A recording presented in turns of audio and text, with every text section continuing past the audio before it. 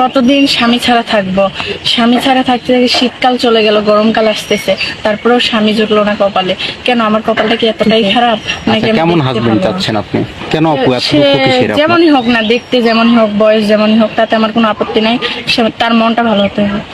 শুধু মনটাই ভালো, টাকা পয়সা কিছু দরকার নাই? টাকা পয়সা লাগবে না। কেন মন দিয়ে তো আর মানে সুখ হয় না, টাকা পয়সা তো প্রয়োজন। যদি ভালোবাসা থাকে গাছতলাও হয়। কেন এত সিনেমার ডায়লগ হলো আপু? এই যে যৌতুকের কারণে বিয়ে হচ্ছে না, এখন যৌতুক চাচ্ছে। আর হচ্ছে আমার আমার মার তো সামর্থ্য নাই যে যৌতুক দিবে। কেন গ্রামে তো অনেক কাজী সাহেব, সরি, অনেক ঘটক আছে যারা হচ্ছে যৌতুক ছাড়াই বিয়ে দিয়ে থাকে। ঘটক করে এখন টাকা দিতে হয় 5-6 হাজার করে, এত তো সামর্থ্য নাই আমার মায়ের। আপনিও দেখতে অনেক সুন্দর, কেন যৌতুক চাইবে? যৌতুক তো চাইবেই, সুন্দর মানুষের বেশি যৌতুক লাগে জানেন। আচ্ছা, তো আপু আপনার নাম কি? জান্নাত ইসলাম, বাসা কোথায়? পীরগঞ্জ, বয়স? 22 বছর।